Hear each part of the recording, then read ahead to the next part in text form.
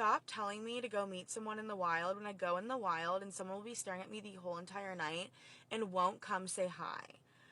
How many more times is that going to happen? How many more times am I going to be in the bar, playing pool, at the coffee shop, on a walk, and I will be staring down another person who is staring me down, smiling across the table, whatever, and you don't come say hi? Oh my gosh. What am I meant to do, you guys? Am I gonna have, we always have to make the first move or something? Because, oh my gosh. What if everything you've been told about progress, empowerment, and freedom was a lie? What if the very systems women fought to build in their image are now the chains quietly locking them out of a meaningful future? Today, we're diving deep into a reality that's unfolding right in front of us, one that's hard to hear, harder to accept, but impossible to ignore unless you're willing to face the consequences of turning away. Stick with me until the very end, because by the time we're done, you'll see exactly where this road is leading and why millions of men have already made their choice to walk away. If you're here for raw, unfiltered truth, delivered with the intensity you've come to expect from this channel, do me a favor right now. Smash that like button, share this video with someone who needs to hear it, subscribe if you haven't already, and hit the notification bell and select all so you never miss a single drop of Angry Guy content the moment it goes live. We're building something real here, and I want you in on every second of it. And also, if you're serious about taking control of your financial future in this chaotic world, head over to Angry's Crypto Academy. Link in the description below.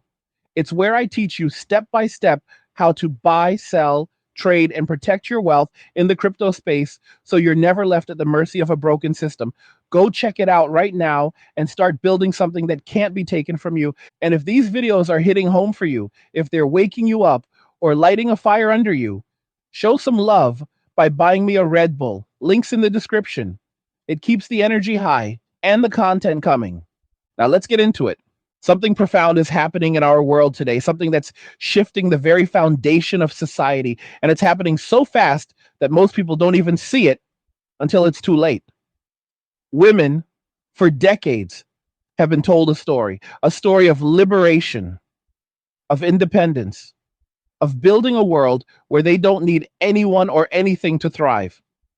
They were told that men were obstacles, that traditional roles were prisons, that the future belonged to them alone. And for a long time, society cheered this on. Politicians, corporations, universities, and media, all of them amplified the message: the future is female. Women were handed the keys to reshape the world in their image, and they took those keys with pride, with conviction, with a sense of righteous purpose. But here's the question no one was asking at the time. What happens when you build a world that excludes half of its foundation? What happens when you tell the builders, the protectors, the providers that they're no longer needed, no longer wanted, and, in some cases, not even tolerated? For decades, men were pushed out. They were shamed for their nature, mocked for their instincts, and punished for daring to exist as they were born to be. Movements rose up, not to create equality, but to settle scores. Hashtags became weapons, accusations became currency. And men, for a long time, tried to adapt. They tried to fit into a world that was increasingly telling them they didn't belong. They lowered their heads, softened their edges, and hoped that compliance would earn them a seat at the table. But that seat never came. Instead, the message got louder. You are the problem. Your presence is the issue. Your very existence is a threat. And then something shifted. Men stopped arguing, they stopped pleading, they stopped trying to prove their worth to a system that had already made up its mind. They looked around, saw the writing on the wall, and made a decision, not out of hatred, not out of spite, but out of clarity. They walked away. Not in a dramatic, cinematic way, not with speeches or manifestos, just quietly, consistently, one by one, then by the millions. They withdrew their energy, their resources, their attention, their protection. And now the world that was built without them is starting to realize what it's lost. This isn't about revenge. This isn't about teaching women a lesson. This is about consequences. This is about a natural response to a system that spent decades devaluing, demonizing, and discarding the very group it now desperately needs to function. Men were always the backbone, not because they demanded to be, but because that's how civilization works. Men build, men protect, men sacrifice. And when you spend half a century telling them they're toxic for doing exactly that, don't be surprised when they finally listen and act on what they've been told. Look at what's happening today. Women in their 20s and 30s are flooding social media with videos, tears streaming down their faces, voices cracking, asking the same haunting question: where have all the good men gone? They sit in empty restaurants, swipe on dating apps that yield nothing but silence, and wonder why no one approaches them anymore.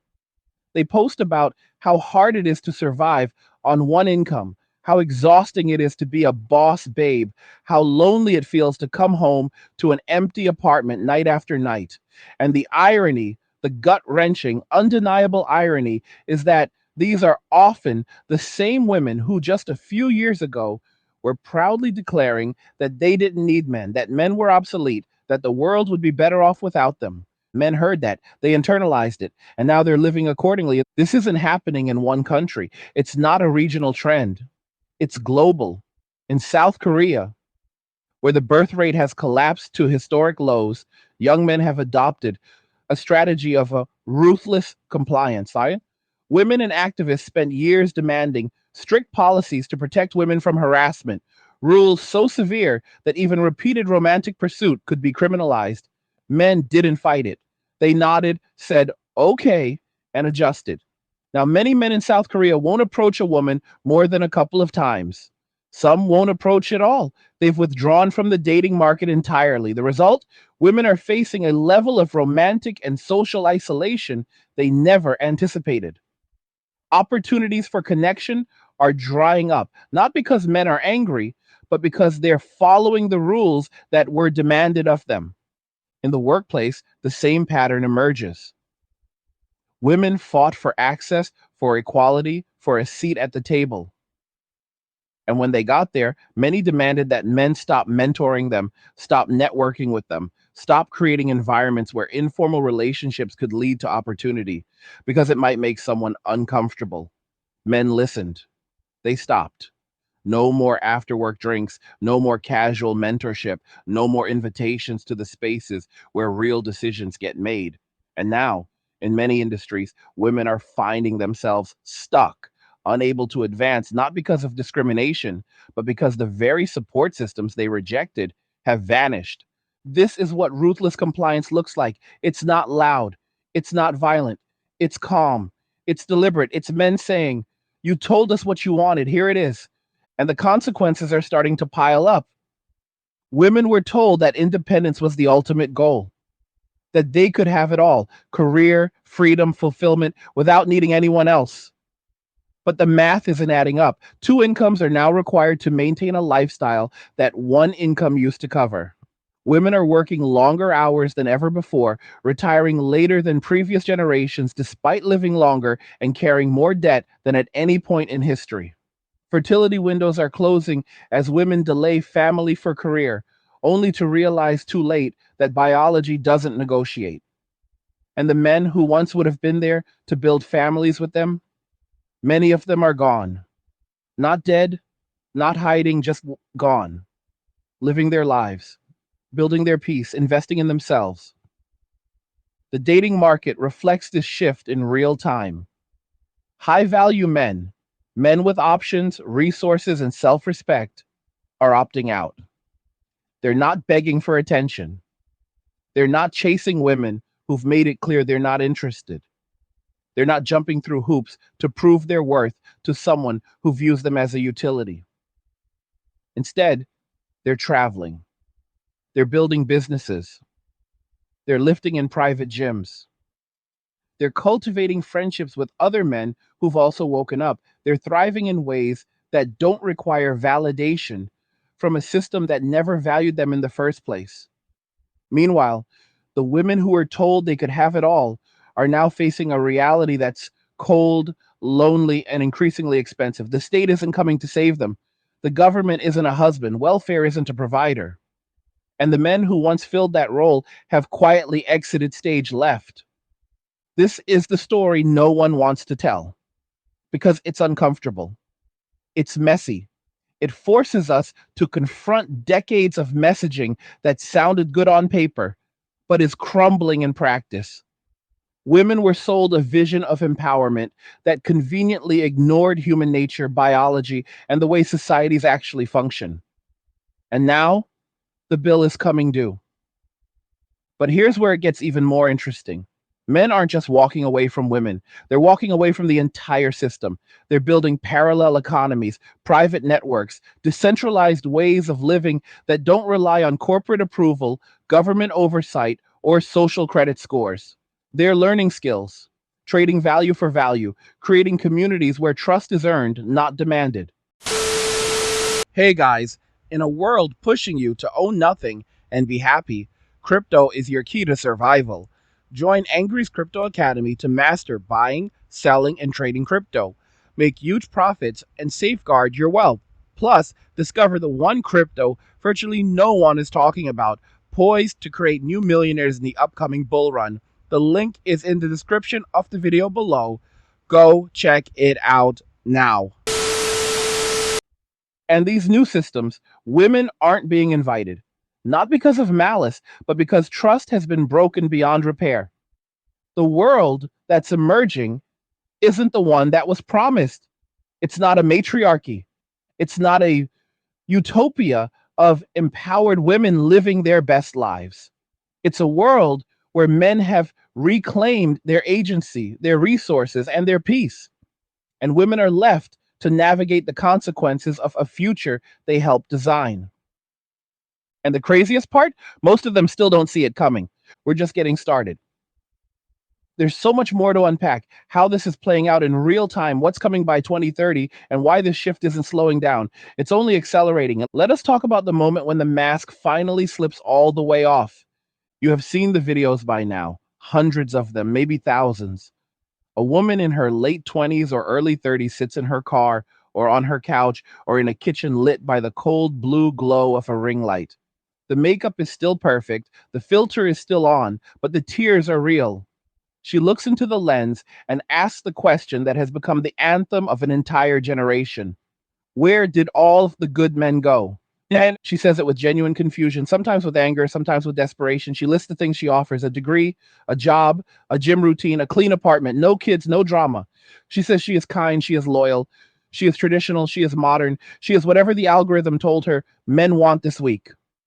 And yet the phone stays silent, the dating apps stay empty, the restaurants stay half full of women waiting for dates that never arrive. What she does not say, what she cannot say, is that she spent the last 10 years telling men, directly or indirectly, that their presence was the problem. She laughed at the memes about men being trash. She shared the posts about killing all men, then added the little disclaimer, not all men, just the bad ones, as if that made it harmless. She celebrated when companies fired men over anonymous accusations. She nodded along when professors told her that masculinity itself was toxic. She swiped left on every profile that did not meet an ever rising set of standards while simultaneously demanding that men lower theirs. And when men finally did exactly what she and millions of others demanded, when they shut up, stepped back, and left her alone, she discovered that silence is deafening. That is the moment the fantasy dies. Because here is the part nobody ever explained to her: men were never the oppressors in the story she was sold. Men were the infrastructure. They were the power grid, the water pipes, the load bearing walls that kept the entire structure standing while everyone else argued about paint colors and throw pillows. And when you spend 50 years dynamiting the foundation while shouting that the building is stronger without it, do not be shocked when the lights go out and the roof caves in. Take the economy, for example. For decades, women were told that entering the workforce en masse was liberation. They were told that having their own money meant freedom. What was never mentioned was that doubling the labor pool while keeping the number of jobs roughly the same would cut wages in half. Corporations loved it. Governments loved it. They got twice the taxpayers, twice the consumers, and twice the GDP growth on paper. They could pay men less because women were now willing to work for less. And they could pay women less because, well, that is just how it goes when supply outstrips demand. The result? The single income household that built the middle class after World War II is now a museum piece. Today, it takes two full-time incomes to afford what one income covered in 1975. And even then, most couples are still falling behind. Now, take away one of those incomes because the relationship never forms in the first place. And what do you have? You have millions of women discovering that independence is expensive, exhausting, and lonely when there is no one to share the load.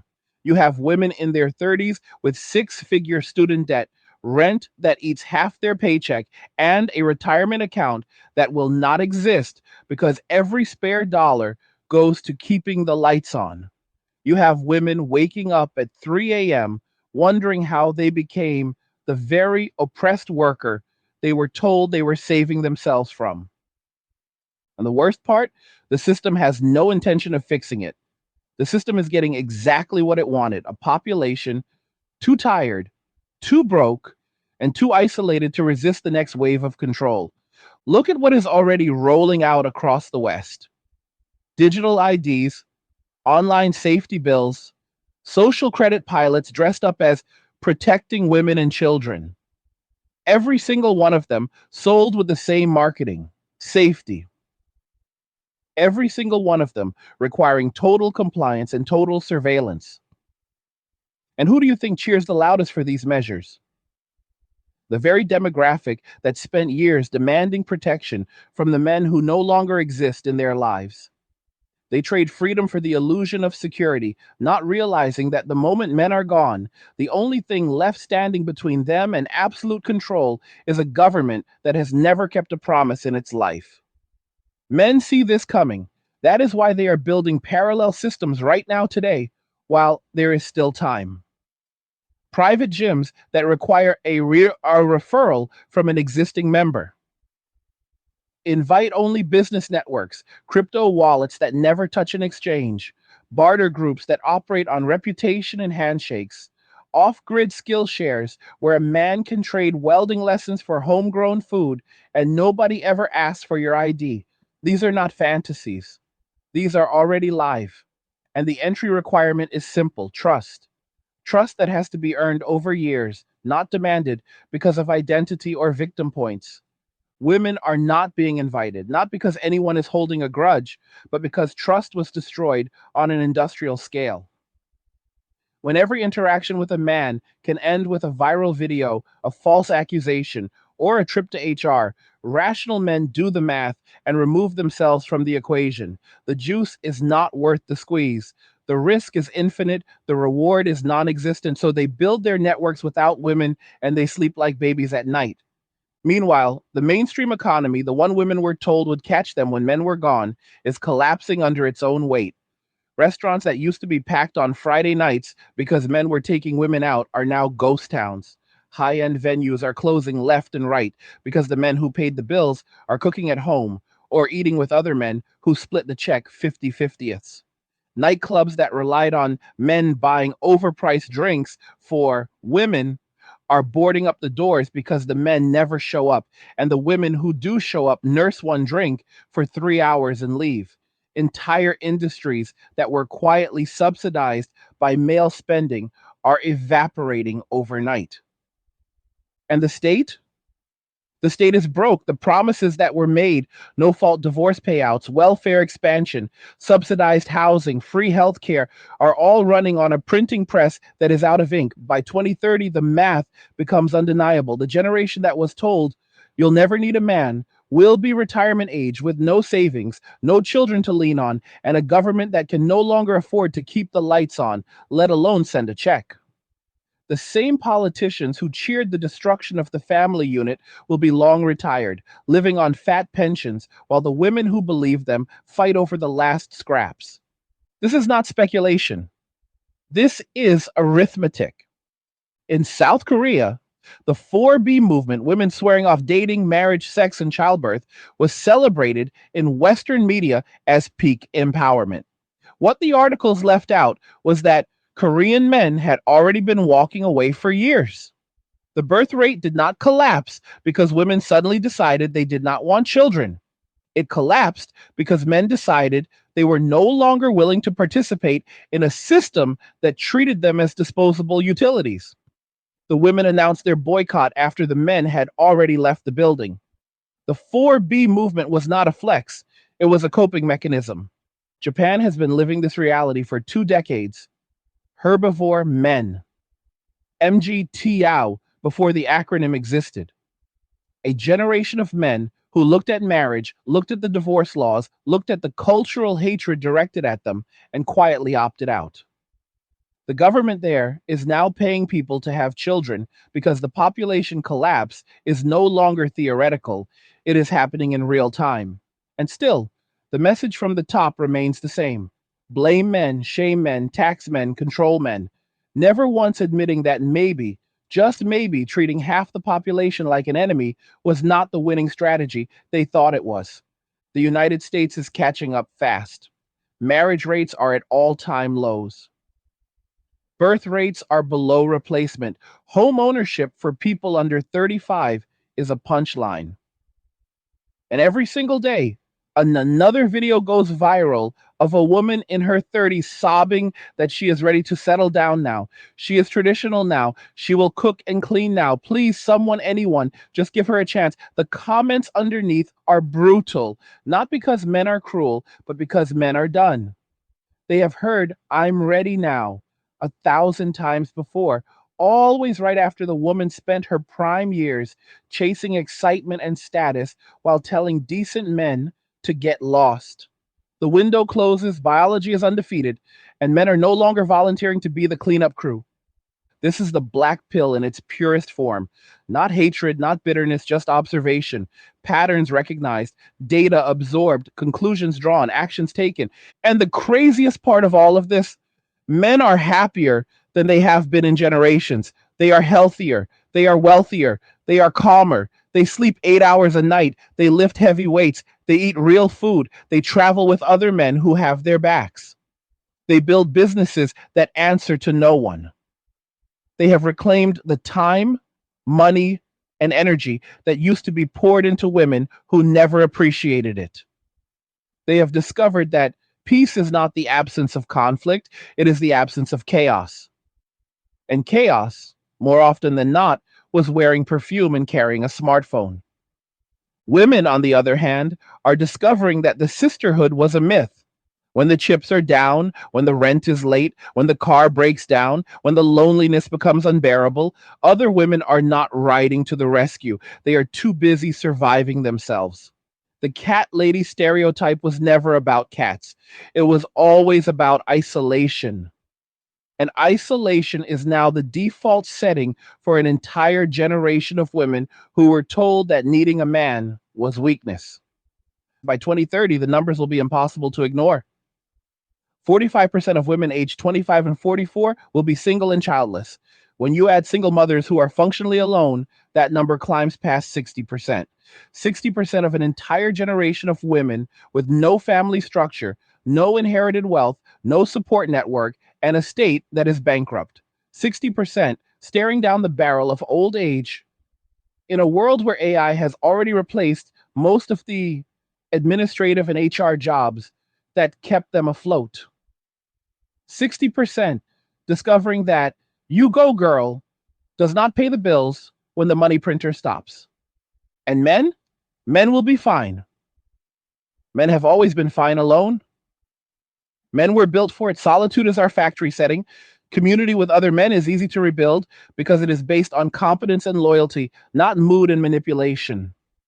Men are already living the future that women were promised but will never reach. That is the part that stings the most.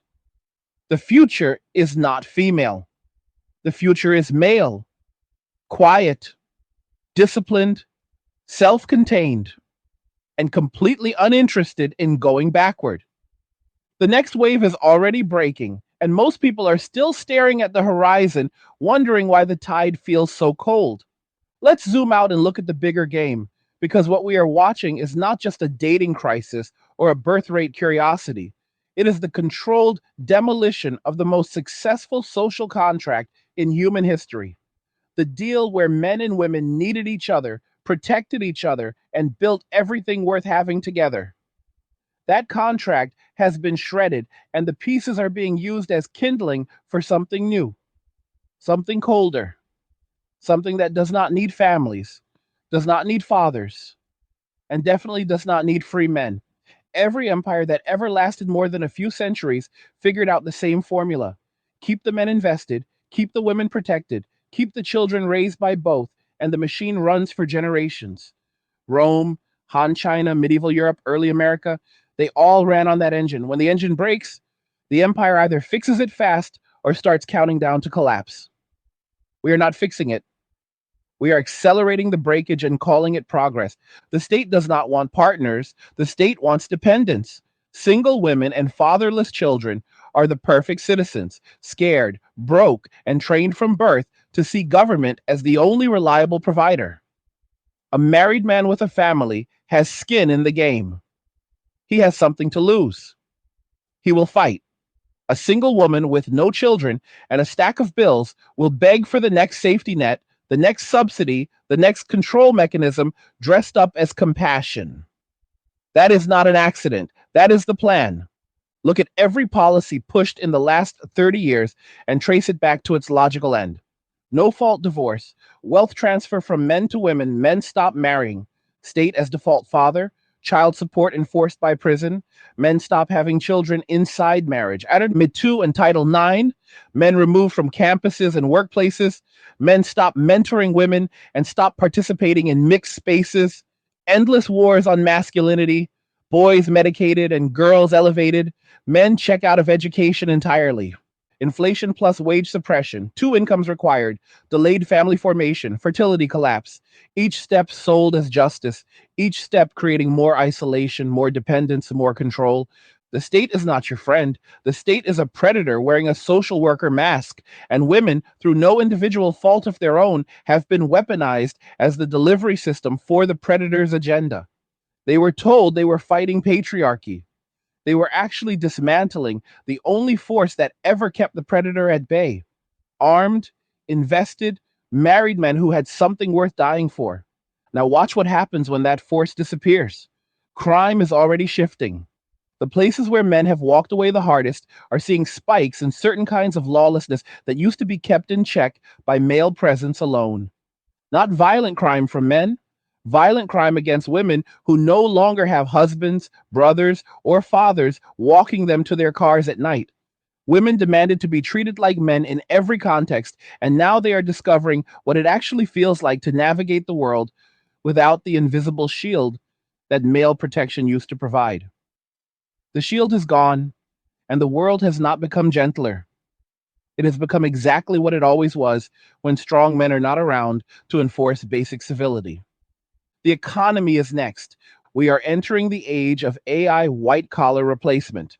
The jobs that absorbed millions of college educated women, HR, marketing, administration, education, mid level management, are being automated faster than any blue collar job ever was. By 2030, entire university departments will be ghost towns because the credentials they sell will be worthless. The women who borrowed six figures to get those credentials will still owe the money, but the paycheck will be gone. And there will be no husbands to help pay it off because those husbands never formed in the first place. The housing market will follow. Who do you think has been propping up the McMansion suburbs, dual income married couples? Remove the marriages and you remove the demand for 4-bed, 3-bath houses with granite countertops. Prices will crater in the very places that were built for the nuclear family that no longer exists. The winners will be the men who stayed liquid, stayed mobile, and never took on 30-year debt to impress a woman who was never going to stay. Energy grids, infrastructure, and the supply chains. Everything runs on male labor and male risk taking. When enough men decide that the reward for keeping the lights on for a society that hates them is no longer worth it, things start to flicker. We are already seeing early signs: rolling blackouts blamed on weather, supply shortages blamed on global events, maintenance deferred because the men who used to do it for pride and overtime pay are now doing it for themselves and their brothers only. And the birth rate collapse is the kill shot.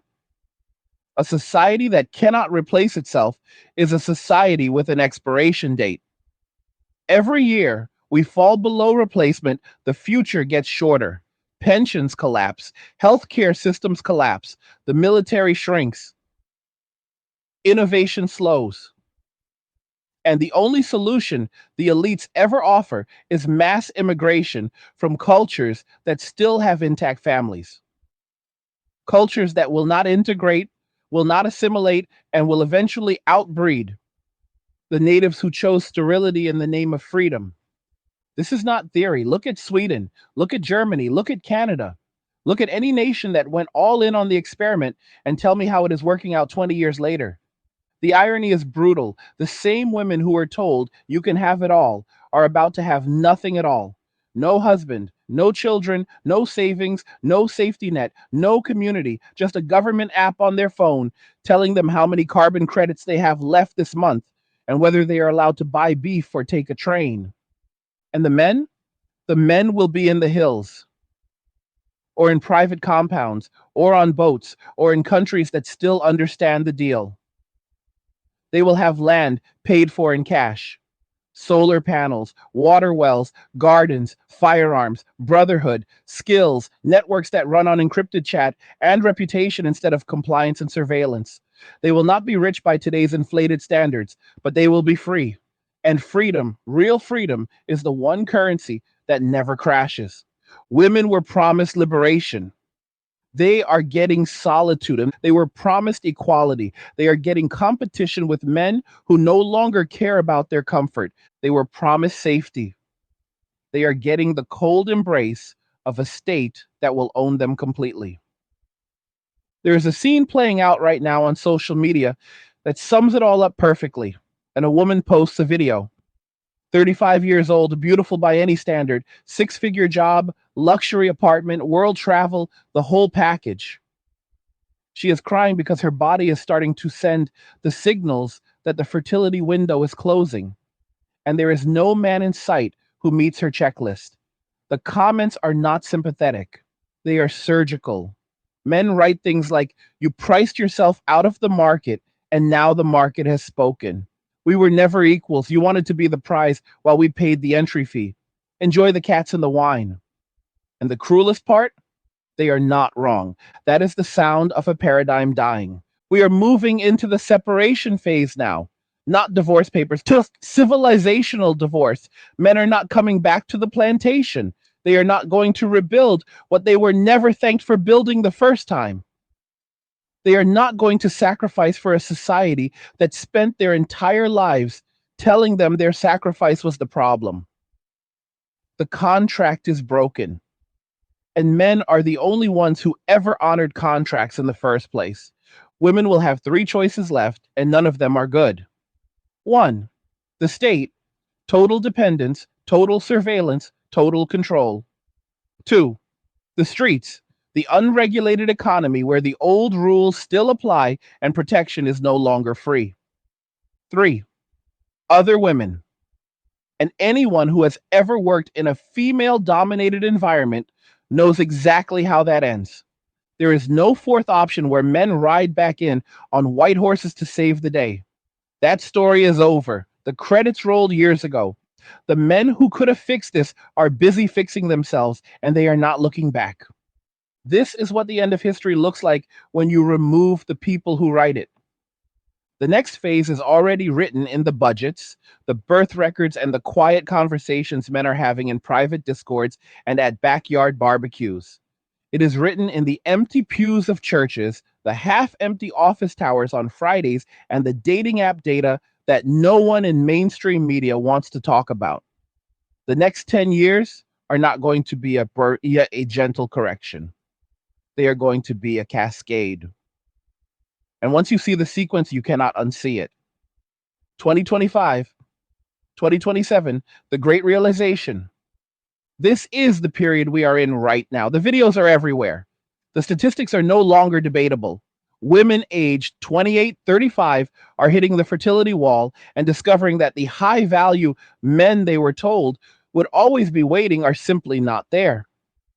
Dating apps are 70, 80% male in most Western cities because the women who still have options are holding out for the top 5%, and the men who used to settle are no longer settling. The gender imbalance on the apps is now so extreme that companies are quietly introducing women message first rules just to keep men from deleting their profiles in disgust. Meanwhile, inflation keeps climbing, wages stay flat, and the last of the pandemic era stimulus is gone. Rent for a one bedroom in any major city eats 40-60% of the average female salary. The women who bought the live like a queen in your 20s marketing are now staring at spreadsheets and realizing they have no savings, no equity, and no partner to merge finances with. The panic sets in. The "where are all the good men" genre explodes. Podcasts that used to mock men now beg them to come back. Female dating coaches pivot from "raise your standards" to "maybe lower them a little." The cope is audible. 2027, 2030, the state steps in with Plan B. This is when the mask comes off completely. Governments realize the pension systems are toast without a growing population. The math is brutal. Every year, below 2.1 births per woman shaves decades off the solvency of Social Security, Medicare, and public pensions. By 2027, the shortfall is no longer theoretical. The trust funds are projected to be exhausted in most Western countries by the mid 2030s. The response is not to fix the family.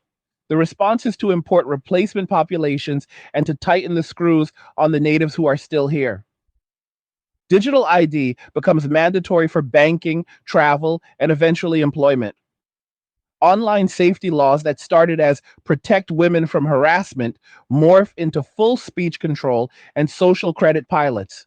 Carbon tracking apps are bundled into the same infrastructure for the planet. Women who consistently poll as more supportive of safety over freedom measures cheer these developments on, not realizing they are voting themselves into a cage with no male keyholder to negotiate their release. Single women become the most reliable voting bloc for expanded welfare, and politicians deliver universal basic income pilots, rent subsidies, free IVF, state funded egg freezing, government matchmaking apps. All of it marketed as empowerment, all of it requiring total compliance and total tracking.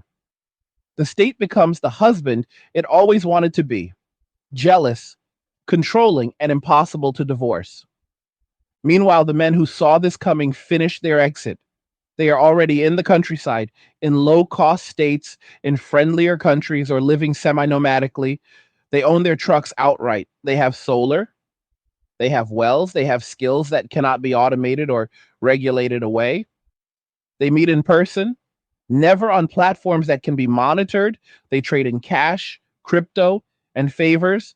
They are invisible to the system that is now tightening its grip on everyone else. In 2030, 2035, the great sorting, and this is when the parallel societies go from rumor to reality.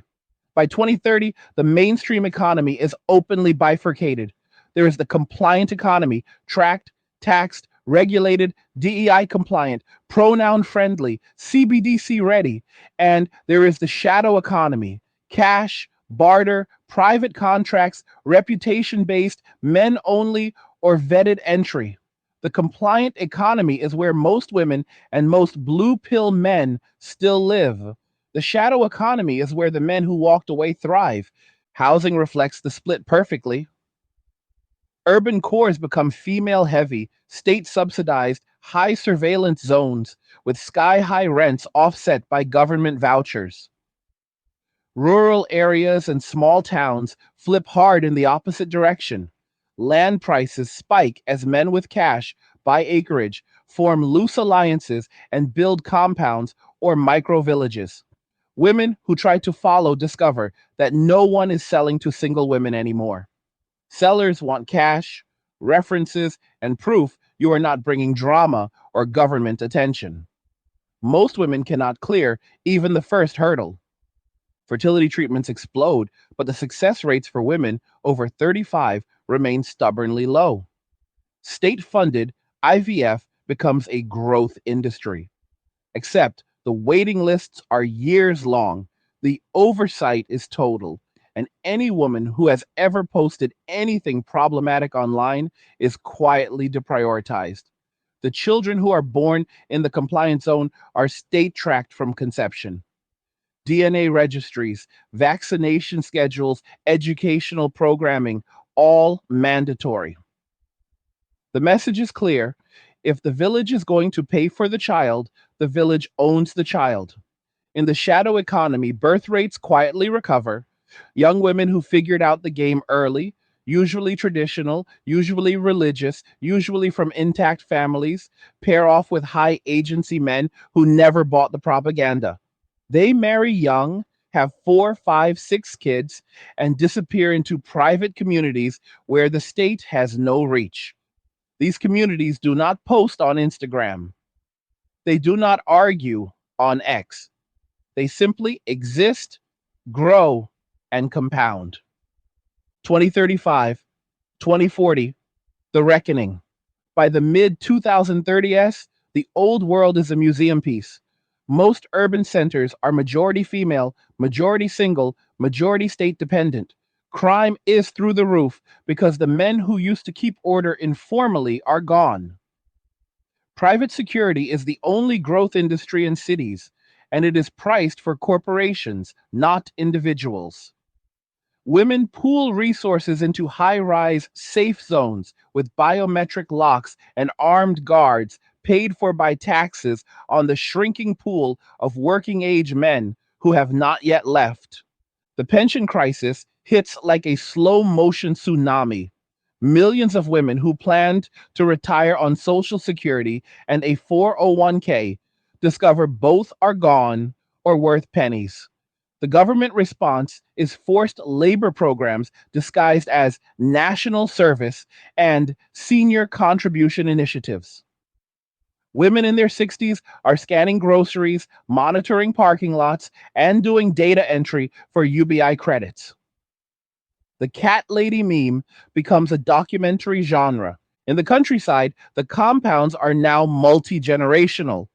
The men who walked away in their 30s are in their 50s, surrounded by grandchildren, livestock orchards, and private schools that teach Latin and rifle marksmanship.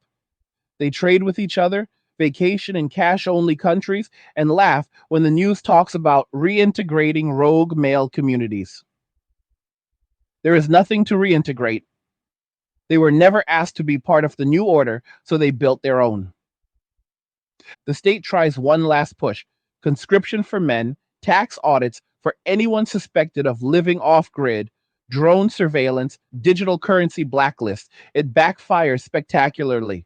The men who spent 15 years preparing for exactly this scenario simply vanish deeper into the woods, the mountains, the borderless parts of the world where bureaucracy cannot reach. The state is left holding a bag of IOUs and a population that cannot fight, cannot build, and cannot even reproduce without government assistance. And that is the end state. Two civilizations on one landmass. One is a high tech nursing home with mood lighting and government podcasts. The other is a low tech, high trust, multi generational fortress that no one can find unless they are invited. That is the future being built right now, brick by brick, withdrawal by withdrawal, quiet conversation by quiet conversation. Women were told they would own the future. Instead, they inherited the ruins, and men were told they were obsolete. Instead, they became the remnant. And the craziest part of all is that none of this required a revolution. No guns, no marches, no manifestos, just millions of individual men making the same quiet decision. I am done subsidizing a system that hates me. I am done protecting people who celebrate my destruction. I am done. That is all it took. A mass opt out, a collective no. History books. If any are still printed, we'll call it the Quiet Exodus, or we just call it Tuesday. First principle, your life is now a stealth operation. The goal is not to win arguments on the internet. The goal is to disappear from every database, every target list, and every obligation that does not serve you and the men you trust. Loud rebels get tracked. Quiet ghosts get free. Phase one, financial invisibility. Step one is to get off the radar of the compliant economy. That means no debt, no subscriptions that require your real name, no employer who can fire you for your thoughts, and no assets titled in a way that make you an easy mark. Pay off or strategically default on all consumer debt. Student loans are the big one. If you are in the US and your loans are federal, look into PSLF or income driven repayment forgiveness windows that still exist in 2025, 2026. If they are private, negotiate settlements for 30-50 cents on the dollar once you have cash stacked. Move to cash flow businesses, trades, e commerce that ships from private warehouses, crypto services, content that is sold peer to peer, anything that cannot be canceled because there is no middleman with a policy team. Never put more than 1 year of living expenses in any bank that reports to the government. The rest goes into bearer assets, physical gold, privacy coins, or land paid for in cash through an LLC or trust that does not have your name on the public facing paperwork. Get a postal address that is not your home, a PMB, or a friend's rural route. All mail, all packages, all licenses go there.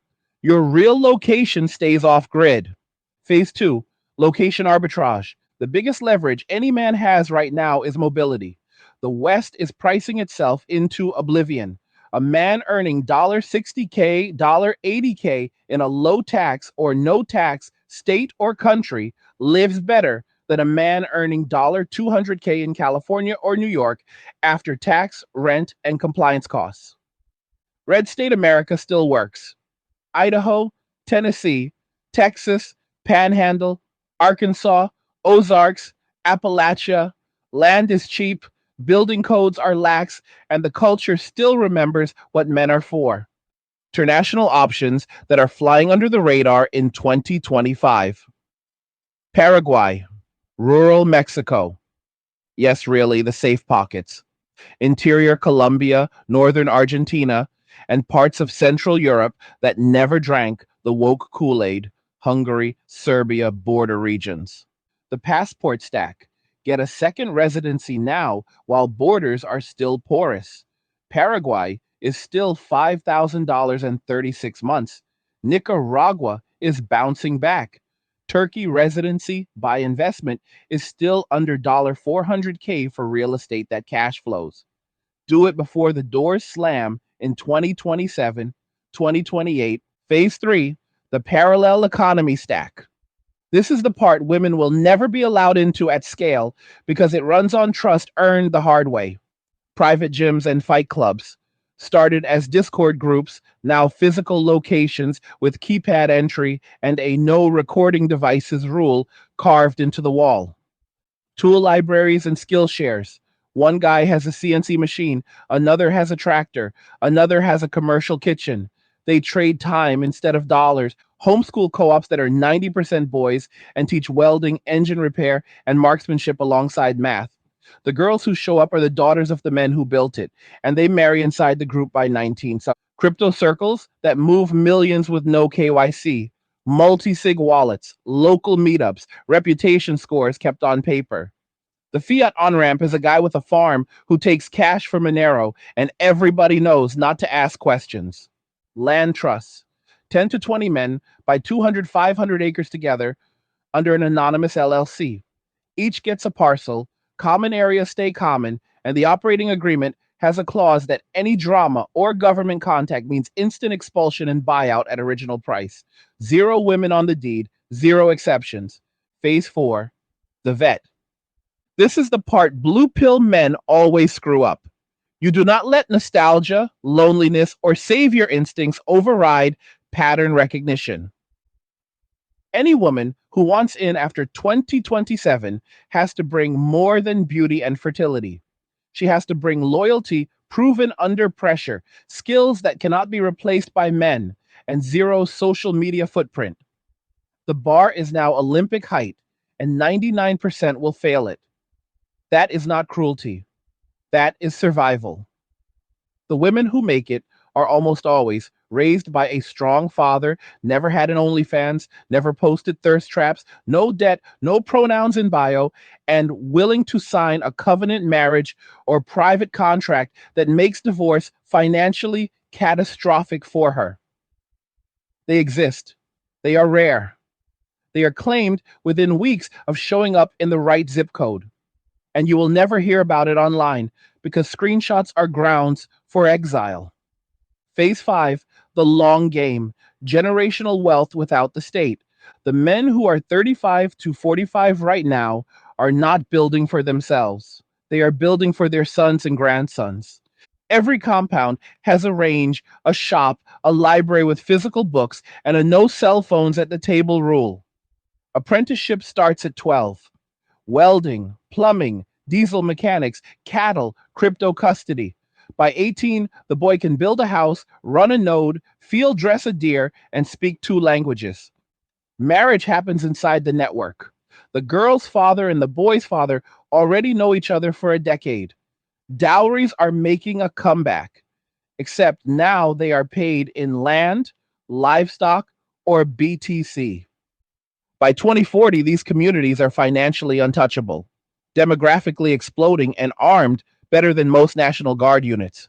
The state looks the other way because it needs their food, their power, and their quiet. This is not fantasy. I have been inside these places. I have shaken the hands of the men living this life right now. They do not post, they do not flex, they do not argue with feminists on X. They simply withdrew, rebuilt, and waited. And every year, the gap between their world and the collapsing mainstream grows wider. Women are starting to notice the gap. That is why the trad wife trend exploded in 2024, 2025. It is not organic, it is a market response. Supply, high value men, went to 0. So demand is now cosplaying 1954 in yoga pants and hoping someone takes the bait. Most of them still have the same expectations, the same entitlement, and the same exit strategy if things get hard. The men who built the parallel world can smell it a mile away. They keep walking. And the cruelest red pill of all is this: the men who 10 years ago would have moved mountains for a 6/10 loyal woman are now holding a bar so high that even an 8/10 with a clean past cannot clear it unless she brings land, skills, and a prenup written in blood. The market corrected. The price of entry is no longer attention and provider game. The price is now total alignment, proven fertility, and 0 probability of future betrayal. Almost no modern Western woman can pay that price. And the few who can are locked down before they turn 23. That is the new sexual marketplace in one sentence. The men redefined the game, rewrote the rules, and then left the old field entirely to play somewhere else. And the state cannot stop it. They can pass all the man tax laws they want. They can try to seize crypto. They can mandate digital IDs. None of it reaches the man who owns his land outright, generates his own power, grows his own food, and trades with 20 other men who would die before they gave him up. The state only rules the people who need the state. The men walking away have spent a decade making sure they will never need it again. The money section is where most men lose years of their life if they get it wrong, and where the men who are already free got it right a decade ago. This is not motivational fluff. This is the exact financial stack that the men living in the parallel world are running in real time in 2025, while the compliant economy is still trying to figure out how to force you into a CBDC wallet. Asset Fortress, what to own and how to hold it. 1. Physical land, 2,200 acres, paid in full, titled in a Cook County style land trust or Wyoming LLC that does not list your name on any public record. The best deals right now are in the Missouri Ozarks, eastern Tennessee, northern Idaho, and the Texas Hill Country east of I-35. Anything under $4,000 an acre that has a well or a strong spring is a steal. 2. Physical gold and silver, 10-20% of net worth, stored in allocated vaults you can drive to in one tank of gas or buried on your own land in non-obvious locations. Never in a bank safety deposit box. 3. Bitcoin and Monero. Cold stored, 50-70% of liquid net worth. Seed phrases etched on titanium, split geographically, never in the cloud, never on an exchange that asks for KYC after 2024. If you cannot run a node and self-custody by now, you are still a tourist. 4.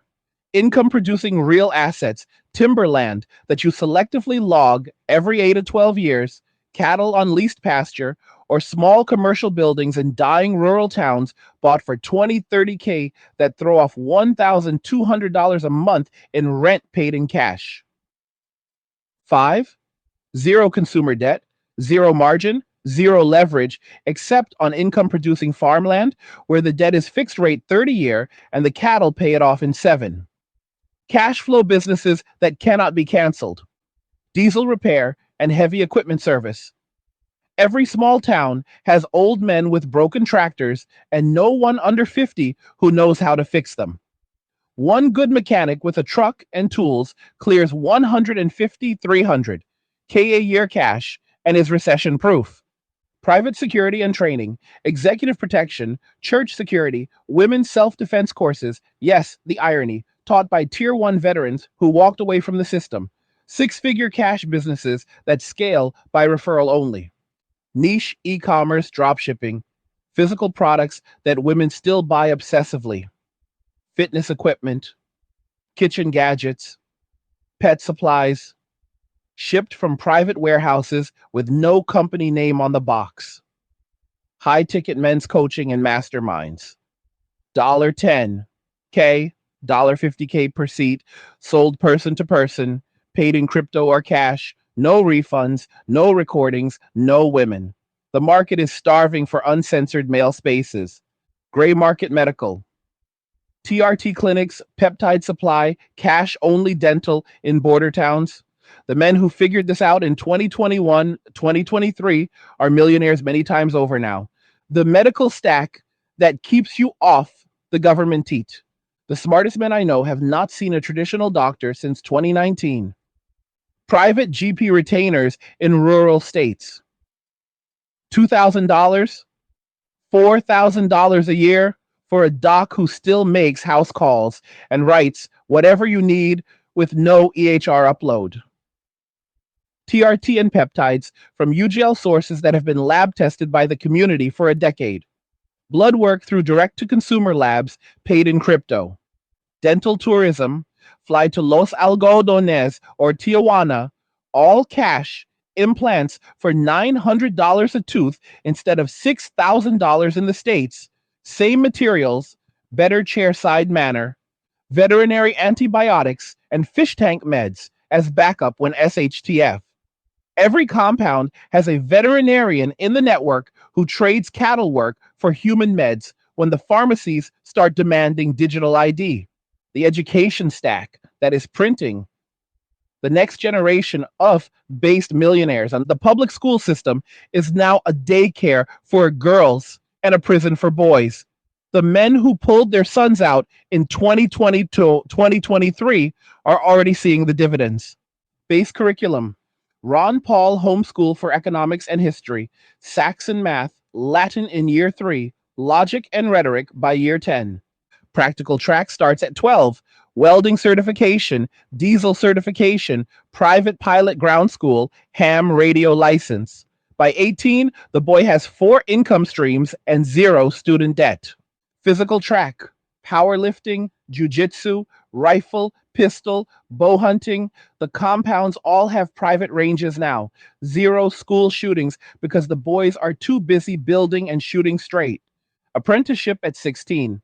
The kid lives with a master tradesman or business owner for 2 years, works for free or cheap, comes out owning 10-20% of a cash flow business and a paid for truck. The quiet religious revival nobody is reporting on. Something fascinating is happening in the parallel world that the media will never cover because it does not fit the narrative. Men are returning to faith, but not the soy boy, kneel for the culture, mega church version. This is old school, muscular Christianity, Orthodox Christianity in the cities, non denominational patriarchs in the countryside. Services are 80-90% male. The sermons are about dominion, stewardship, and righteous violence when necessary. The women who show up are veiled, married by 22, and having their fourth or fifth child by 30. These congregations are buying land, building compounds, and running private schools that look like military academies with chapels. They are armed to the teeth, debt free, and growing at 15-20% a year while the mainline denominations die. This is the real trad movement, and it is invitation only. The geography of freedom in 2025, 2026, before the doors start closing.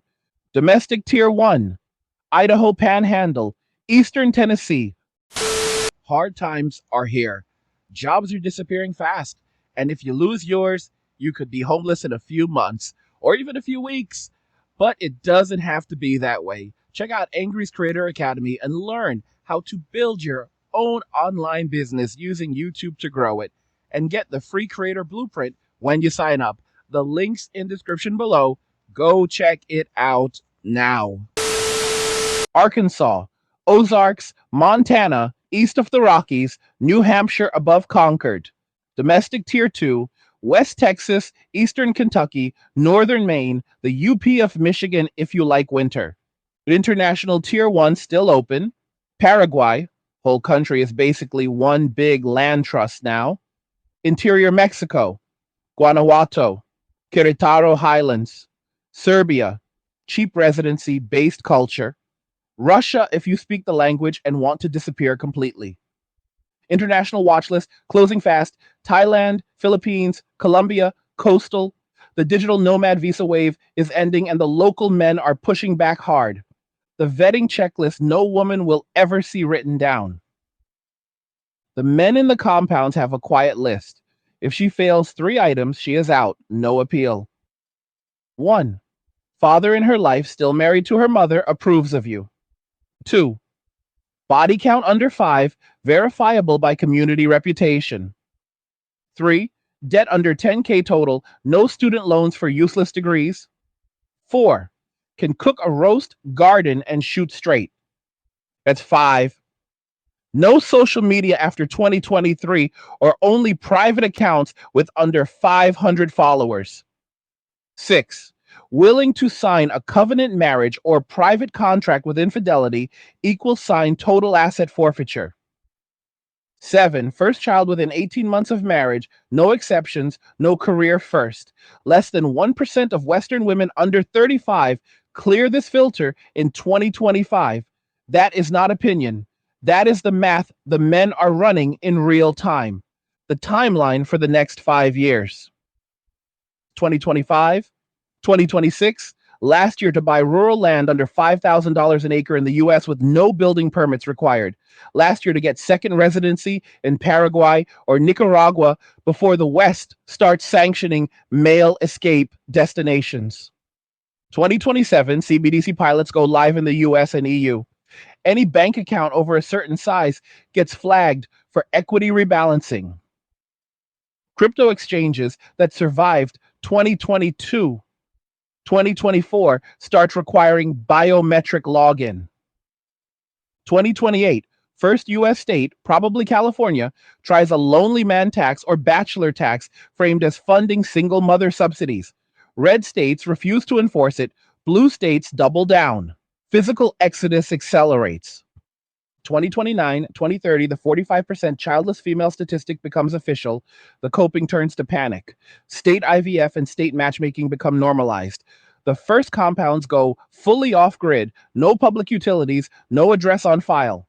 That is the runway. You still have 1836 months to execute if you're starting from zero. The men who started in 2018, 2020 are already done. They are watching the rest of us the way a 40-year-old watches teenagers argue about high school drama. This is not about hating women. This is about loving freedom more than comfort, more than sex, more than the approval of a society that has already declared you the enemy.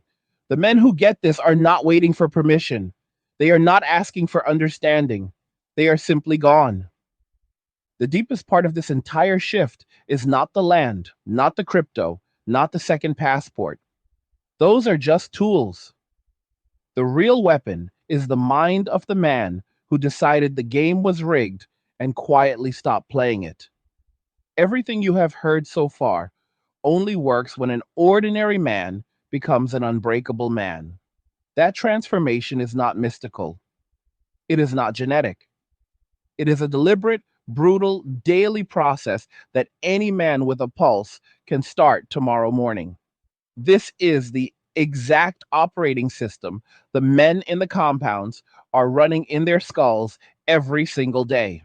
The core operating system, Monk Mode 2.0, year one is total war on your old self. No negotiation, no cheat days, no, I'll start Monday.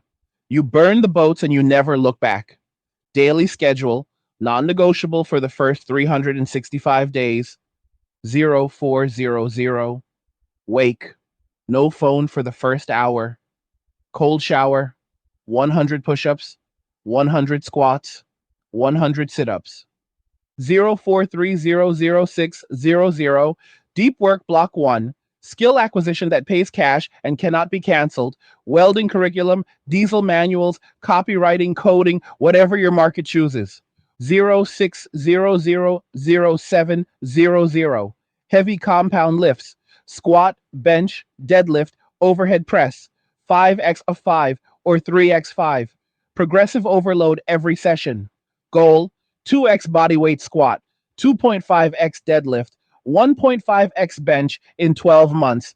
0700. High protein breakfast you cooked yourself. Eggs, beef, organs if you can stomach them.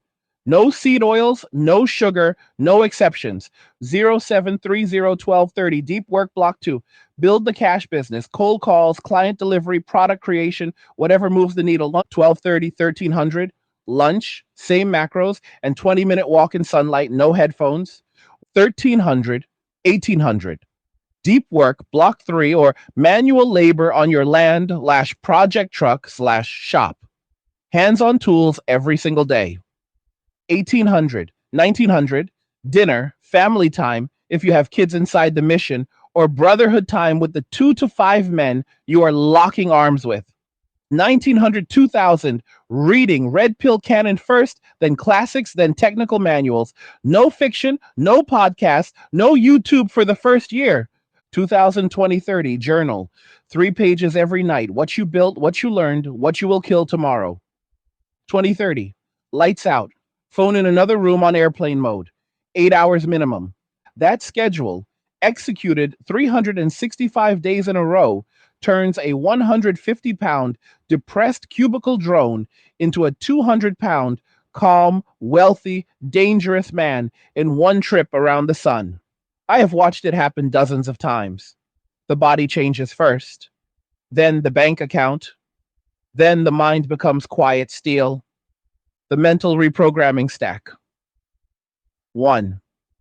Absolute ownership. Every outcome is your fault. No blaming women, no blaming society, no blaming your parents. You chose to stay asleep. Now you choose to wake up and pay the price. 2. Zero porn, zero masturbation for minimum 90 days, then only with intention inside marriage or not at all. Dopamine receptors reset. Women in public go from background noise to optional scenery. 3. No news, no social media scrolling, no outrage bait. Your information diet is books and direct messages from the 5 men you are building with.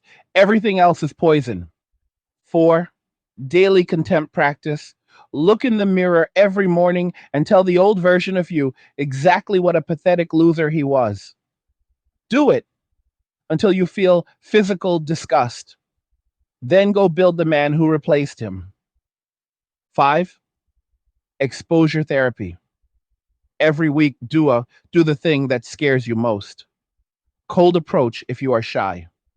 Public speaking if you fear judgment. Heavy deadlifts if you fear injury. Telling a woman no to her face if you are a former nice guy. Fear is the compass. Walk toward it daily. The reading list that forged the remnant, read in this order, no skipping.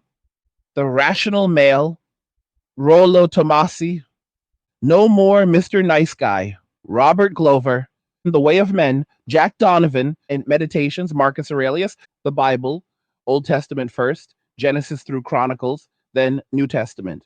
Bronze Age, Mindset, Bronze Age Pervert, The Gervais Principle, Venkatesh Rao, The 48 Laws of Power, Robert Greene, Extreme Ownership, Jocko Willink, Can't Hurt Me, David Goggins, The Millionaire Fastlane, MJ DeMarco, The Sovereign Individual, Davidson and Rees Mogg. After that, technical manuals for your chosen trade and land management books only. The physical standard. If you cannot deadlift 500 pounds, run 3 miles in under 24 minutes, ruck 50 pounds 12 miles in under 3 hours, fight full contact for 5 minutes straight, build a log cabin wall with hand tools, then you are still a liability to the men who can. Fix it. There is no retirement plan for weak men anymore. But the Brotherhood Code, you do not get to choose your brothers. They choose you. Entry requirements. 1. Show up when you say you will every time. 2. Bring a skill that compounds the group: mechanic, medic, grower, shooter, coder, lawyer who hates the system. 3. Never break confidentiality. One leak and you are dead to the group forever. 4. Protect the group's women and children as if they were your own blood, because one day they might be. 5. No gossip, no drama, no victim mentality. Problems are solved with work or with fists, never with feelings. The female filter in practice. When a woman does appear, and they will start appearing once you have the land, the money, and the frame, you run her through live fire, not conversation. Week 1. She cooks dinner for the entire crew unasked. If she complains about traditional roles, she is gone. Week 2. She spends a weekend on the land doing manual labor alongside the men. If she taps out or films it for content, gone. Week 3. She deletes all social media in front of you and hands you her phone to verify. If she hesitates, gone. Week 4. She meets the fathers. If any father vetoes, gone. Less than 1 in 500 makes it past week 4. The ones who do are married within 6 months and pregnant within 12. That is the new normal in the parallel world. The end game vision. 10 years from the day a man starts this process, this is what his life looks like. 100, 500 acres paid for, fenced, defended, and producing food, timber, or cattle. Net worth north of 7 figures, 80%. In hard assets, 0 in fiat or stocks. Married to a woman 12 years younger who has already given him 4 to 6 children. Sons training under him and the other men from age 5. 0 debt, 0 boss, 0 government dependency. Surrounded by 20 to 50 other men who would die for him and whom he would die for. Sleeps like a lion. Wakes ready to conquer or defend. That is not hyperbole. That is the average outcome for the men who started in 2018 to 2022 and never broke the process. The last red pill, there is no going back. Once a man lives this way for 2 or 3 years, the old world looks like a cartoon. Dating apps look like clown makeup. Corporate jobs look like slavery with better marketing. Cities look like feedlots. Women who spent their 20s on birth control and corporate ladders look like tragic cautionary tales, not potential partners. The Matrix reveals itself as a cheap hologram, and there is no blue pill strong enough to pull him back in. Women sense this shift in a man from 50 yards away. That is why they are panicking. They can feel the protection, the attention, the resources, the future itself slipping out of their grasp. They spent decades telling men to leave them alone. The men finally listened. And now, the same women are discovering that be careful what you wish for was never just a saying. We have stripped away the politics, the economics, the land, the money, the brotherhood, and the daily grind. What remains is the final layer, the one most men never want to look at directly because it hurts the most. It is the layer that explains why even the good ones, the quiet church girls, the ones with low body counts and no tattoos, are still, in 2025 and beyond, almost never worth the risk for a man who has truly seen behind the curtain. This is the female operating system in its raw, unfiltered form. Not the Disney version, not the pastor's daughter version, not the version she tells herself in the mirror at night. The actual firmware that evolution burned into the hardware over hundreds of thousands of years, and that modern society supercharged with steroids. 1. Hypergamy does not care about your feelings. Every single woman, without exception, is running a background process that continuously scans for a better option. It never turns off. It does not take weekends. It does not care if you are a good man, a provider, a hero, or the father of her children. The moment a higher status male enters the environment, the process kicks into high gear. She may not act on it today. She may not act on it ever. But the calculation is always running, and the only variable that keeps her loyal is fear of loss greater than the lure of gain. Remove the fear, no fault divorce, welfare state, social safety net, orbiters on Instagram, and loyalty becomes optional. That is not theory. That is observable reality in every Western country where those safeguards were removed. 2. Solipsism is the default setting, and when a woman says, I feel, what she is really saying is reality is. Her emotions are her truth filter. If she feels unsafe, you are unsafe. Evidence be damned.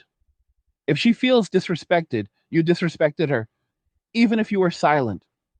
If she feels bored, the marriage is dead, even if you are providing everything and more. This is why female testimony in court is so dangerous. Why HR departments destroy men on feelings alone, and why trying to logic a woman out of a position she emoted herself into is like trying to baptize a cat. You will lose and you will bleed. 3. Security trumps everything, including love. A woman will leave the man she claims to love the second she believes a safer option exists. Safety is not just physical, it is financial, social, emotional, and status related. The state and corporations figured this out decades ago.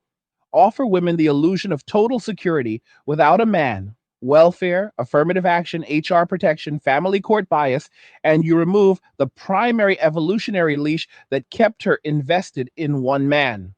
The moment that leash was cut, pair bonding became optional for her and catastrophic for him. 4. The dual mating strategy is hardwired. Alpha for genes, beta for resources. The same woman who rides the carousel in her 20s will demand a stable provider in her 30s and call it maturing. She is not lying. She is executing the exact strategy her biology rewarded for millennia. The problem is not that she wants both. The problem is that modern technology and policy allow her to have both sequentially instead of forcing a trade off. She gets the excitement with no consequences in phase 1, then demands the resources with no risk in phase 2.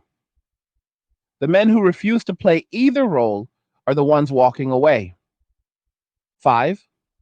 Victimhood is currency. Accountability is kryptonite. The female social matrix runs on plausible deniability and collective protection. One woman can destroy a man's life with a single accusation and suffer zero consequences if she is believed. 50 years of believe women created a moral hazard the size of a continent. The rational male response is not better vetting, it is total avoidance. The juice is literally not worth the squeeze when the squeeze can include prison, job loss, and social death on a whim. 6.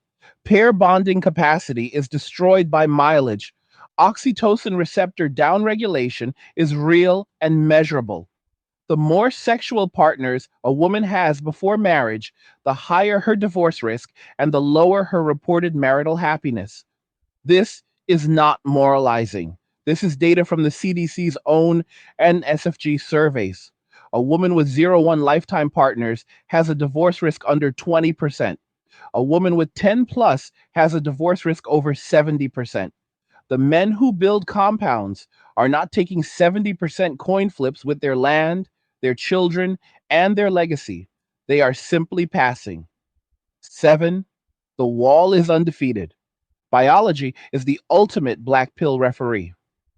Fertility peaks between 20 to 24 and begins a cliff dive after 30. No amount of yoga, green juice, or high value woman coaching changes that. The same women who were told you can have it all in their 20s are hitting 35 and 38 and discovering that the men they want no longer want them at any price. The coping mechanisms are legendary. I'm focusing on my career. I'm healing. Men are intimidated by strong women. I'm a queen waiting for my king. All translations of the same reality. The market corrected, and she is no longer the prize. 8. The state is the new husband, and it is a jealous husband. Every welfare check, every child support enforcement, every VADUL grant, every affirmative action promotion is a signal to women you do not need a man, you need the state. The state never asks for sex, never demands respect, never leaves the toilet seat up, and never says no. It is the perfect beta provider with infinite money printer. Until the printer breaks, which it is doing right now. When the money stops, the loyalty stops. The women who traded husbands for government will discover that government does not love them back. It never did. 9. Female in-group preference is stronger than any racial or ideological loyalty. Women will protect other women, even terrible ones, over good men almost every time. Look at any divorce rape case, any Title IX witch hunt, any Believe Women rally. The sisterhood is real, and it is vicious. The men who understand this do not fight it. They simply remove themselves from any arena where that preference can be weaponized against them. 10. The good ones are almost never good enough anymore. Even the conservative, homeschooled pastor's daughter usually carries the same firmware. She has been steeped in the same culture, breathed the same air, scrolled the same apps. The moment the social pressure flips, and it always flips when the state incentives are strong enough, she will follow the herd. The only women who consistently pass the compound filters are the ones who were raised in intentional counterculture bubbles from birth. They exist, but they are claimed by 18 and you will never meet them on a dating app. That is the complete unfiltered picture. Not a single word of it is exaggeration. Every line is confirmed by divorce statistics, fertility data, crime reports, corporate HR horror stories, and the lived experience of millions of men who learned the hard way. The conclusion is brutally simple. For a man who has land, money, brotherhood, and peace, bringing a modern Western woman into that fortress is the single highest risk decision he will ever make. Higher risk than starting a business, higher than moving countries, higher than picking up a rifle. Because all of those risks can be mitigated with skill and planning. Female nature in 2025 cannot. That is why the compounds have no revolving doors. That is why the vetting is brutal. That is why the few women who make it are locked down before the rest of the world even knows they exist. The men walking away are not angry anymore. Anger is phase one. They are calm. They are surgical. They looked at the data, ran the numbers, and made a permanent decision. They are not coming back to fix women. They are not coming back to save society. They are not coming back at all. We are now entering the final stretch, the part that most men will never be emotionally ready to hear, and chain, and the part the state is already preparing to stop with every tool it has left. This is the end game. The moment when the last illusions die in public, when the coping mechanisms fail completely, and when the system makes its final, desperate attempt to drag men back onto the plantation by force. It will not work. It cannot work. And by the time we are done here, you will understand exactly why the men who walked away years ago will be the only ones laughing when the credits roll. 2030, 2035. The illusion shatters in real time. The first wave of mass realization hits when the 45% childless statistic becomes impossible to hide. The media tries to spin it as women choosing freedom, but the grocery store tabloids are already running covers of 38-year-old influencers with frozen eggs and tear-streaked faces asking, "Is it too late?" The dating apps collapse under their own weight. Bumble and Hinge become 95% male, 5% bots and escorts. Tinder pivots to friendship mode and still bleeds users. The passport bros, who used to be mocked, are now featured in glowing New York Times travel pieces titled The New Expat Life. The state rolls out the first male re engagement initiatives: tax credits for getting married, subsidized housing for couples, government matchmaking apps with verified income and fertility scores, free IVF for any woman who agrees to marry within 12 months. The programs are marketed as saving the future, but the fine print is brutal. Mandatory joint tax filing, shared digital wallets, and automatic child support garnishment if the man tries to leave. A few desperate men take the bait. Most look at the terms, laugh, and keep walking. 2033. The bachelor tax and the backlash. The first blue state, California, obviously, passes the Family Formation Equity Act. Single men over 30 with income above a certain threshold pay an extra 10-15% social contribution tax to fund single mother benefits and state IVF clinics. The law is struck down in federal court almost immediately by red state attorneys general who refuse to enforce it, creating the first open constitutional crisis since the Civil War. The country quietly splits into two legal zones overnight: states that tax bachelors and states that treat marriage as a private contract between two people, and the state can stay out of it. The men who planned ahead are already gone. Their mail forwards to a PMB in Panama. Their LLCs are domiciled in Wyoming. Their land is in a county with a sheriff who still believes in the Constitution. The men who waited too long discovered that leaving after the tax is law means abandoning assets or paying six figures in exit penalty TS. The exodus becomes a flood. 2034. The return of conscription, but not how you think. With the military 40% under recruitment goals and birth rates still collapsing, the Pentagon quietly reclassifies certain high skill civilian trades as critical national security occupations. Welders, diesel mechanics, power line technicians, and cybersecurity contractors suddenly receive selective service reactivation letters even if they never served. Refusal means loss of professional licenses, bank account freezes, and potential arrest. The program is sold as temporary patriotic service, but the contracts are 5 to 7 years with deployment to infrastructure projects in blue cities.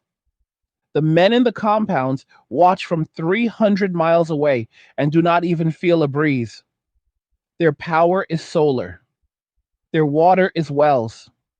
Their food is cattle and gardens. Their internet is Starlink under a shell LLC. The state cannot find them to serve them papers, and even if it could, the local sheriff has already told the feds they will be met with armed resistance if they try. 2035, the female mental health collapse. This is the year the dam finally breaks.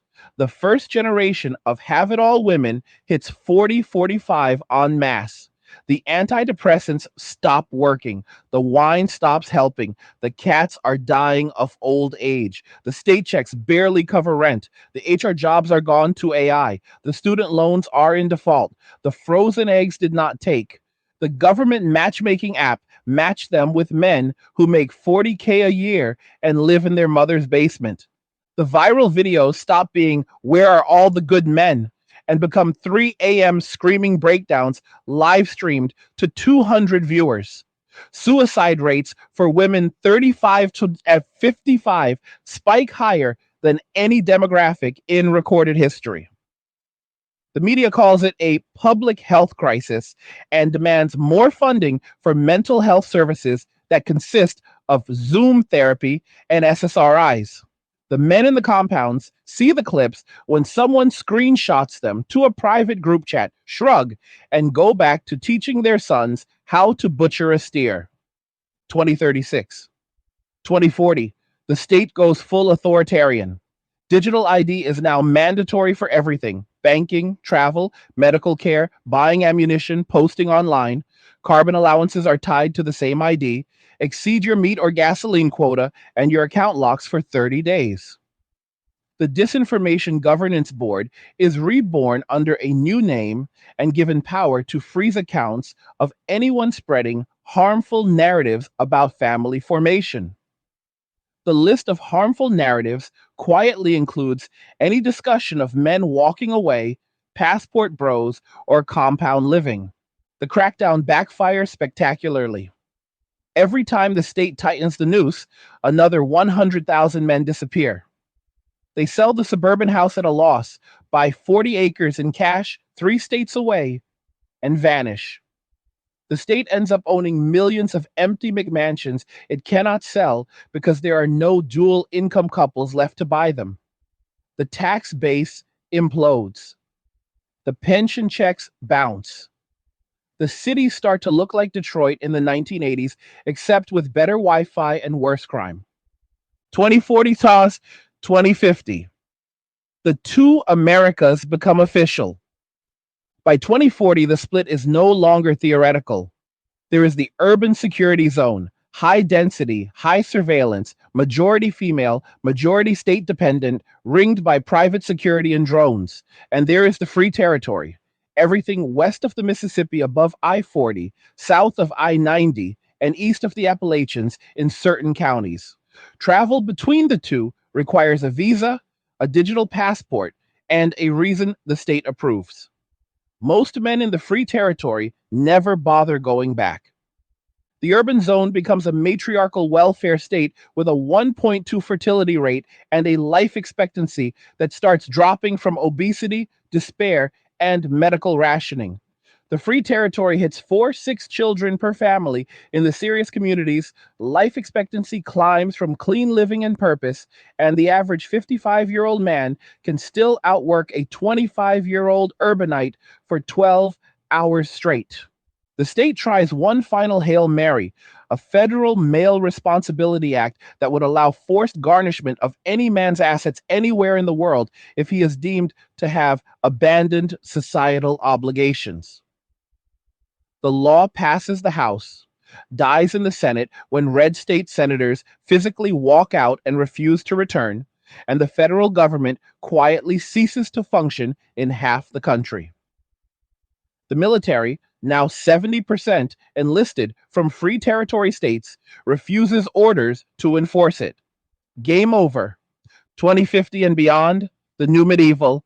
The urban zones shrink to a handful of coastal megacities that function as corporate city states with private currency and private armies.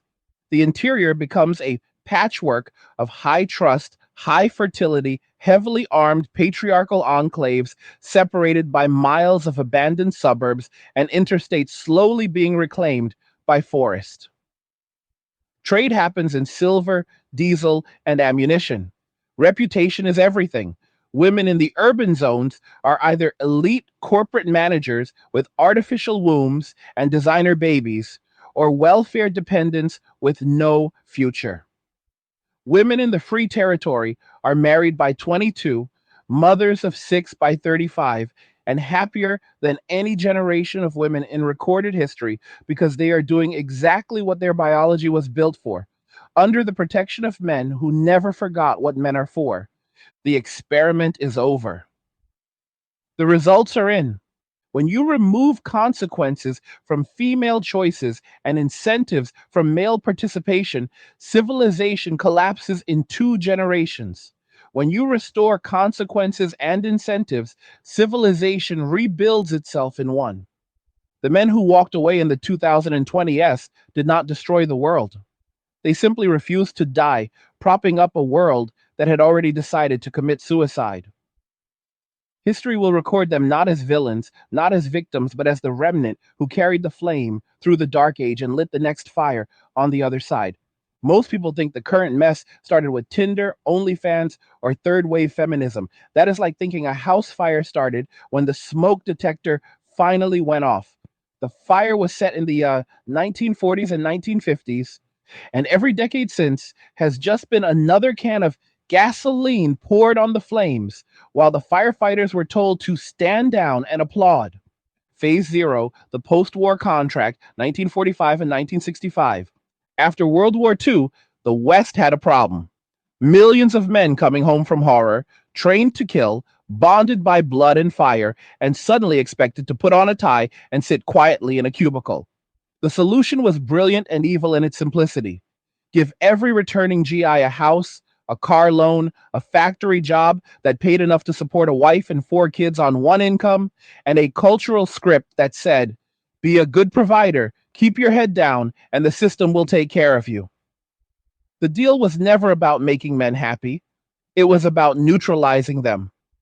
A man with a mortgage, a car note, and 3 kids in braces will not storm the Capitol, no matter how angry he is. He will mow his lawn on Saturday and watch football on Sunday. The second part of the contract was the 1950s housewife, beautiful, loyal, sexually available, and completely dependent. She was not oppressed. She was the other half of the neutralization program. Keep the men working and the women at home, and both groups stayed too exhausted and comfortable to question who actually owns the game.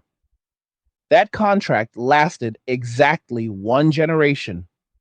Phase 1, the weaponization of women, 1965 and 1985. By the mid 1960s, the factories were moving overseas, the dollar was coming off gold, and the elites needed a new tax base. Enter second wave feminism, funded by the same foundations, Rockefeller, Ford, Carnegie, that later funded Planned Parenthood and population control initiatives worldwide. The message was simple and seductive. You don't need a husband, you need a career. The real message underneath, we need your labor and your taxes. Corporations doubled their workforce overnight and cut wages in half. The government doubled its taxpayers. The single income family became impossible, but everyone was told it was liberation. At the same time, the birth control pill and no fault divorce were rolled out in perfect synchronization. Remove consequences from female sexuality and remove risk from female exit, and the entire leverage men had in relationships evaporated overnight. A man could work 40 years to build a family and lose his house, his children, and half his retirement with one signature he never agreed to. The message to men was clear: provide unconditionally or be destroyed. Phase 2, the education trap, 1980-2000. While women were being told college was mandatory for independence, boys were being drugged for acting like boys. Ritalin prescriptions exploded. Recess was cut. Competition was labeled toxic. The curriculum shifted from shop class and home economics to gender studies and emotional literacy circles. By 2000, women were 60% of college graduates, and men were dropping out in record numbers, saddled with debt for degrees that led nowhere. The pipeline was complete. Women into debt fueled corporate jobs, men into video games and porn as substitutes for purpose. Phase 3, the tech kill shot, 2020. Social media and dating apps were not accidents. They were precision weapons. Instagram turned every woman into a mini celebrity with thousands of orbiters. Tinder turned dating into a slot machine where the top 10% of men got 90% of the matches and the bottom 80% got nothing. Pornhub gave unlimited free access to women the average man could never touch in real life. The combined effect? Female expectations shot into orbit while male motivation collapsed into despair. The bottom 80% of men checked out. The top 10% became rotating plates for women who never settled. And the birth rate began its death spiral. Phase 4, the Me Too Purge, 2017-2023. This was the final cleansing. Any man still participating in mixed spaces, workplace dating, mentorship, was now at permanent risk of career and reputational execution by anonymous accusation. The rational response was total withdrawal. Men stopped mentoring women, stopped flirting, stopped approaching, stopped investing.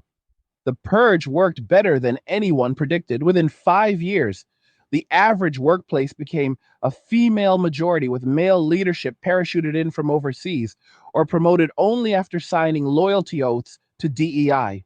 Phase 5, the OnlyFans Endgame, 2020-2025.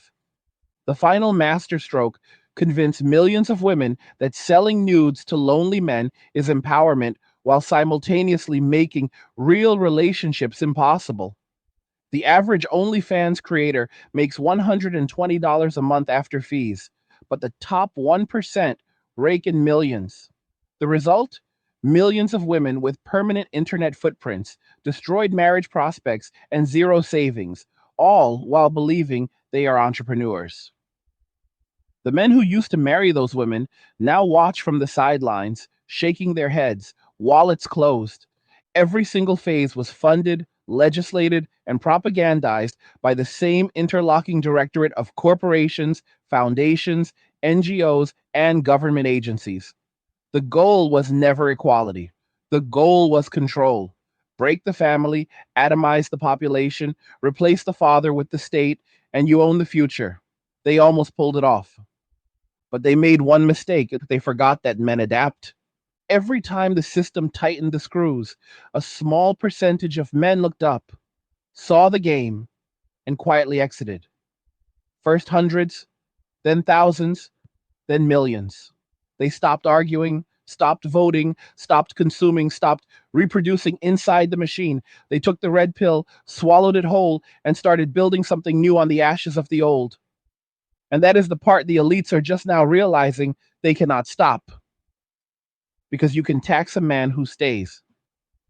You can jail a man who fights. You can propagandize a man who argues, but you cannot control a man who simply disappears.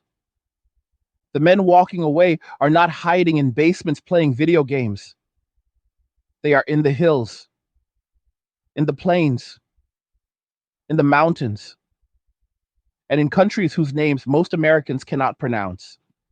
They are debt free, armed, skilled, and surrounded by other men who have their backs. They are raising sons who will never know what a cubicle feels like.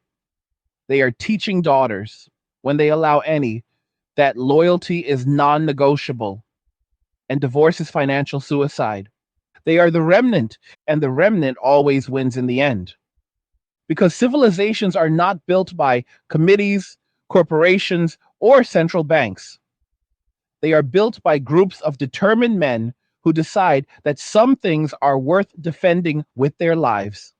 Every great rebirth in history, post Roman Europe, post Mongol Russia, post Wallatuan Germany, started with a tiny nucleus of men who refused to accept the collapse as permanent.